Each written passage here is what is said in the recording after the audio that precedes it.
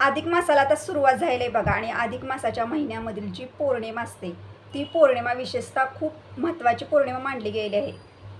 या पौर्णिमेला आपल्या घरामध्ये आपण ज्या सेवा करतो बघा, जे उपाय करत असतात ते उपाय आपल्याला विशेषतः फलदायक ठरतात. तर आता मे महिन्यामध्ये बघा शनिवारी 30 तारखेला पौर्णिमेला सुरुवात होत आहे 11 वाजता सकाळी आणि ही पौर्णिमा 31 मे 2026 या दिवशी रविवारी दुपारी संपत आहे. तर आपल्या हिंदू धर्मामध्ये ना सूर्याने बघितलेली जी पौर्णिमा असते ती पौर्णिमा आपण गृहीत धरतो आणि त्यानुसार सेवा पूजा करत असतो. तर आजच्या व्हिडिओमार्फत मी तुम्हाला पौर्णिमेला करायचा असा प्रभावी उपाय घरामध्ये सांगणार आहे. तर हा उपाय आपल्याला कधी करायचा आहे, तर हा उपाय तुम्हाला शनिवारी 30 तारखेलाच घरामध्ये करायचा आहे. कारण पौर्णिमा जरी सूर्याने बघितलेली पौर्णिमा जरी 31 मेला जरी असली ना तरीसुद्धा ती पौर्णिमा दुपारनंतर समाप्त होत आहे. यासाठी हा उपाय आपल्या घरामध्ये आपल्याला 30 मे 2026 शनिवारी संध्याकाळी 3:00 वेळेला घरामध्ये हा उपाय करायचा आहे. तर हा उपाय कोणता आहे, हा उपाय कसा करायचा आहे, हा उपाय का करायचा आहे, या संपूर्ण विषय माहिती तुम्हाला आजच्या व्हिडिओमध्ये मिळेल. तर तुम्ही हा व्हिडिओ कुठेही स्किप न करता व्हिडिओ शेवटपर्यंत बघा. तुम्ही जर माझ्या चॅनलवर नवीन असाल तर चॅनल लाईक करा, शेअर करा आणि नक्कीच सबस्क्राईब करा. चला आता व्हिडिओला सुरुवात करूया.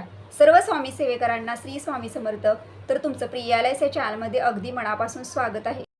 अधिक मासामधली जी पौर्णिमा असते बघा, ह्या पौर्णिमेला आपण जेवढ्या जास्त भगवान विष्णूंच्या सेवा करतो आणि भगवान विष्णूंसोबत माता लक्ष्मीच्या घरामध्ये सेवा करतो बघा, त्या घरामध्ये कधी कशाची कमतरता भासत नाही.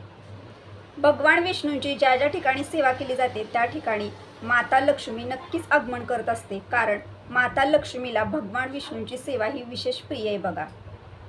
अधिक मासासारख्या महत्त्वाची पौर्णिमा आहे. तर तुम्हाला तुमच्या घरामध्ये ज्या सेवा मी सांगणार आहे ना त्या सेवा तुम्हाला 30 मेला सुद्धा करायच्या आहेत आणि 31 मेला सुद्धा सेवा करायच्या आहेत. फक्त जो उपाय तुम्हाला मी सांगणार आहे हा उपाय तुम्हाला 30 तारखेलाच करायचा आहे घरामध्ये. तर बघा, ह्या दिवशी तुम्ही ना म्हणजे अधिक मासातील पौर्णिमा आहे तर तुम्ही तुमच्या घरामध्ये भगवान विष्णूंची मूर्ती असेल किंवा आपल्या स्वामींची मूर्ती असेल, बाळकृष्णांची जरी मूर्ती असेल तरी मूर्तीला आपल्याला पंचामृताचा अभिषेक नक्कीच करून घ्यायचा आहे बघा. या दिवशी तुम्हाला सर्व देवांना पिवळ्या रंगाची जास्तीत जास्त फुलं अर्पण करायची आहेत. ह्या दिवशी म्हणजे पौर्णिमे दिवशी.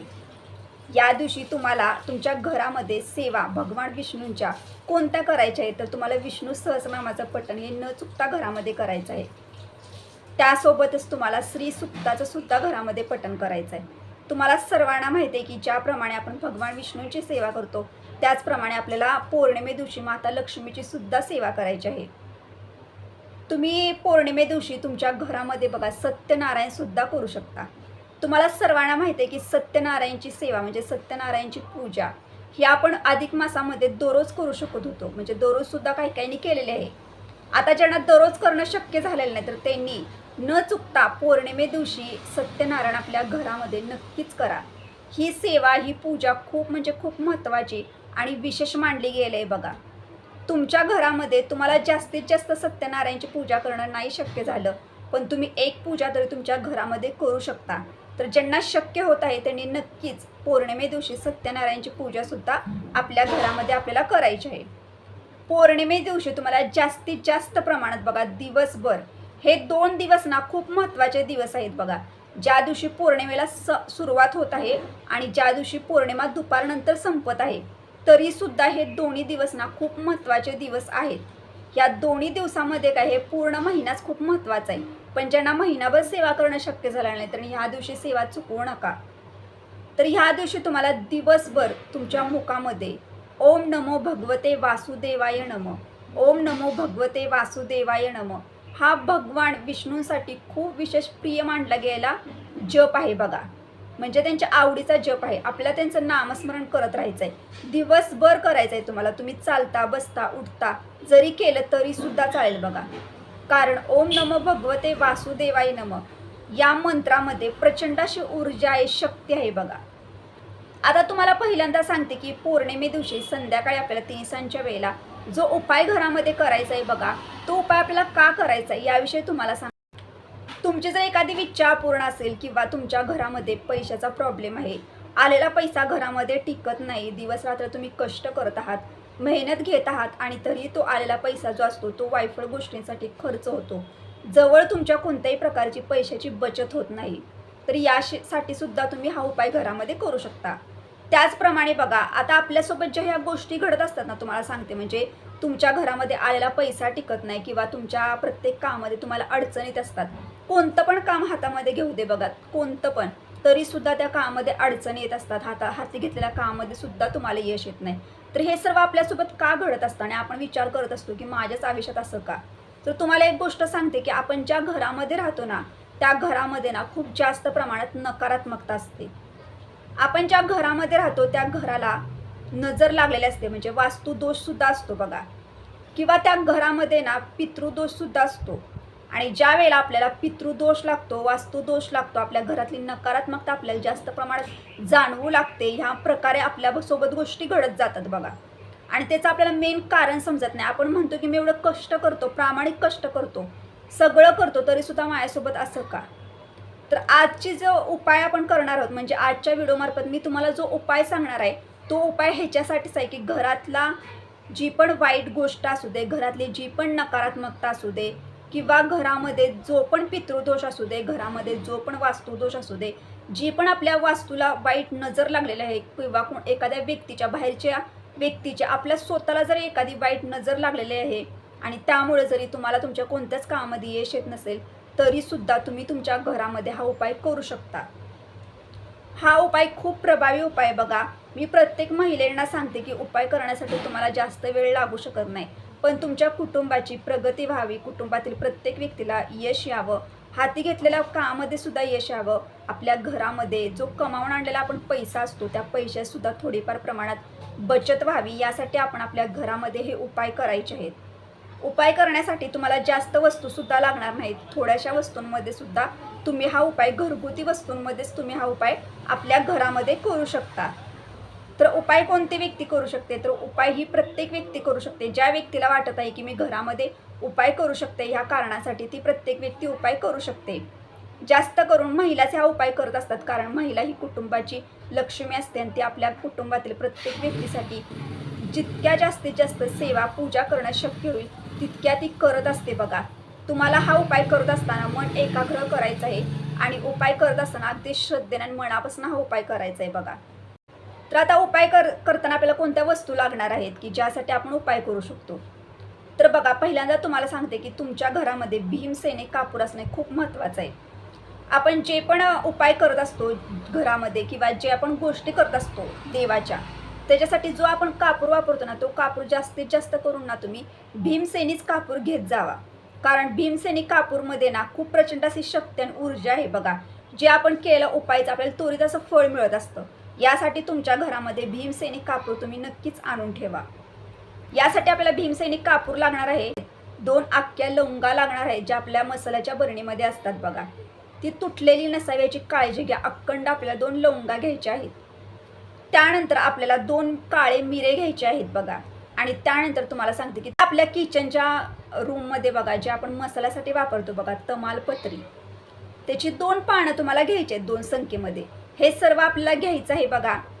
आता तुम्हाला काय करायचं, ती जी तमालपत्राची 2 पाने आहेत ना, त्या 2 पानावरती तुम्हाला पेनानं किंवा तुमच्याकडे जे असेल त्याच्यानं, म्हणजे एक लिहिता यावं अशा साईजमध्ये एखादा पेन असावे की जो त्या तमालपत्रीमध्ये तुम्ही व्यवस्थित स्पष्ट भाषेत लिहू शकणार. तर आपल्याला त्याच्यावरती काय लिहायचं आहे? तुमची जर एखादी इच्छा अपूर्ण असेल तर ती इच्छा लिहू शकता तुम्ही. तुम्ही जर एखादा व्यवसाय सुरू केला आहे, बाबा मी हा व्यवसाय सुरू केला आणि ह्याच्यामध्ये मला यश येत नाही, तर ती काय तुमची समस्या असेल ती सुद्धा त्याच्यावरती लिहायची आहे आपल्याला. किंवा तुम्हाला नोकरी लागत नाही, तुमच्या नोकरीविषयी प्रॉब्लेम आहे, तुमचं एवढं शिक्षण झालं आहे पण तुम्हाला मनासारखी नोकरीच मिळत नाही, तर ती सुद्धा समस्या तुम्ही त्याच्यावरती लिहू शकता. किंवा तुमच्या सांसारिक अडचणी आहेत, काहीतरी तुम्हाला प्रॉब्लेम आहे, काहीतरी समस्या आहेत, ती सुद्धा तुम्ही त्याच्यावरती लिहू शकता. तुमची जी पण अडचण, प्रॉब्लेम असेल ते आपल्याला त्याच्यावरती लिहायचं आहे. त्यानंतर काय करायचं, हे सर्व आपल्याला घ्यायचं आहे वस्तू, आपल्या देवघरापाशी बसायचं आहे. तुम्हाला हा उपाय ना संध्याकाळी 6 वाजल्यापासून, म्हणजे 7:30च्या दरम्यान करा. सूर्य जो थोडा मावळतो बघा, म्हणजे थोडा अंधार वगैरे पडतो, तिन्ही सांज जी असते ना ती खूप महत्त्वाची तिन्ही सांज आहे आणि ही आपल्या हिंदू धर्मामध्ये खूप महत्त्वाची मानली गेली आहे. या वेळेलाच लक्ष्मी माता ही आपल्या घरामध्ये प्रवेश करत असते बघा, आणि त्याच वेळेला आपल्याला हा प्रभावी उपाय आपल्या घरामध्ये करायचा आहे. तर तुम्हाला काय करायचं आहे तर बघा 6:30च्या दरम्यान ते तुम्ही 7:30पर्यंत हा उपाय घरामध्ये करू शकता. 7च्या दरम्यान जरी करायला घेतला तरी सुद्धा चालेल. तर काय करायचं, पहिल्यांदा आपल्याला दिवा धूप ते सर्व घरामध्ये लावून घ्यायचं आहे. बाहेर तुळस असेल तर तुळशीला सुद्धा हळदी कुंकू व्हायचं, तिची पूजा करायची. तिच्याजवळ सुद्धा एक तुपाचं निरंजन लावायचं आहे. पौर्णिमा आहे बघा, अजिबात सेवा चुकवायच्या नाहीत. ज्या आपण पौर्णिमेला सेवा घरामध्ये करायच्या त्या सर्व सेवा आपल्याला करून घ्यायच्या आहेत. त्यानंतर बसण्यासाठी तुम्हाला देवघराचे तर आसन घ्यायचं आहे. तुमच्या घरामध्ये जी मातीची पंती असेल किंवा एखादं तुम्ही त्याच्यामध्ये कापूर वगैरे जाळता बघा, एखादं भांडं जरी असेल ना तर ते घेतलं तरी सुद्धा चालेल. तर त्याच्यामध्ये काय करायचं आपल्याला पहिल्यांदा ना ती विच्छा जी तुम्ही त्या पानावरती लिहिलेली तर असतेच बघा, म्हणजे अडचण तुमची जी पण समस्या असेल त्याआधी त्या पानावरती आपल्याला लिहून घ्यायची आहे. त्यानंतर काय करायचं, मुजरा करायचा स्वामींना, देवघराजवळ नमस्कार करायचा. तुमचं सगळं त्यांना सांगायचं की असं असं माझ्या आयुष्यामध्ये प्रॉब्लेम होतात, घरामध्ये कुठेतरी नकारात्मकता असेल किंवा घरामध्ये काहीतरी वास्तूला दोष असेल, त्यामुळे मला माझ्यासोबत ह्या गोष्टी घडत आहे. मी आता जे पण हा उपाय करणार आहे, हा उपाय श्रद्धेने मनापासून करत आहे की हा उपाय केल्यानंतर मला प्रत्येक कामामध्ये यश येईल बघा. मी जे पण मेहनत करत आहात त्या मेहनतीचं सुद्धा फळ मला मिळेल. घरामध्ये पैसा येईल, पैशाची बचत होईल. आमच्या घरामध्ये सुख समृद्धीसुद्धा येईल आणि घरातली नकारात्मकतासुद्धा सर्व बाहेर निघून जाईल. हे सर्व आपल्या देवाजवळ बोलायचं आहे तुम्हाला. आणि त्यानंतर काय करायचं, भीमसेनी कापूर त्या म्हणजे तुम्ही जी पंती घेतल्या ती त्याच्यामध्ये आपण ते सर्व आपल्याला लावून घ्यायचं आहे. तर तुमच्याकडे एखादा कापरासाठी जे कापूर वगैरे लावतं असं भांडं असेल तर ते भांडं घ्यायचं. त्याच्यामध्ये तुम्हाला 2 म्हणजे 3-4 वड्या भीमसेनी कापराच्या टाकून द्यायच्या आहेत. त्याच्यामध्ये त्या 2 लवंगासुद्धा टाकायच्या आहेत. 2 म्हणजे तमालपत्रीची जी 2 पानं आहेत ती पण टाकायची आहेत. 2 तुम्हाला काळे मिरेची मग सांगितलं ते पण त्याच्यामध्ये टाकायचे आहेत.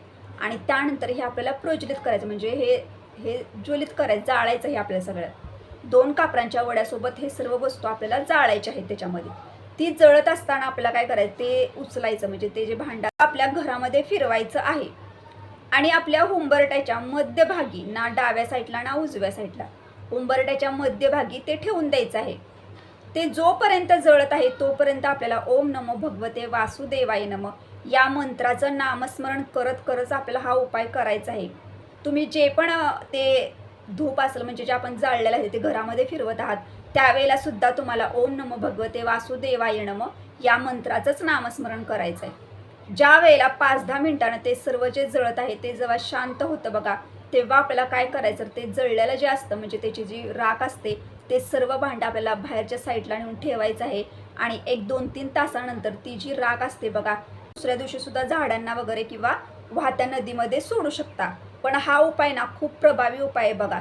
प्रत्येक महिलेनं उपाय नक्कीच करा. तुम्हाला सर्वांना माहिती आहे की आपल्या घरामध्ये ज्याप्रमाणे सकारात्मकता असते ना तेवढीच नकारात्मकता सुद्धा असते बघा. आपल्या घरामध्ये न कळत आपल्याला पितृदोष सुद्धा लागलेला असतो आणि तो पितृदोष असतो आपल्या घरामध्ये.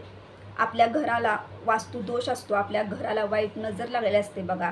आणि त्यामुळं ना आपल्या घरातल्या व्यक्तीला कोणत्याच कामामध्ये यश येत नाही. आपली कामं खूप अडलेली नडलेली कामं असतात बघा, जे आपण सतत त्या कामांसाठी प्रयत्न करतो आणि आपल्याला स्वतःसुद्धा कधी कधी समजत नाही की माझ्यासोबत ह्या गोष्टी का घडत आहे.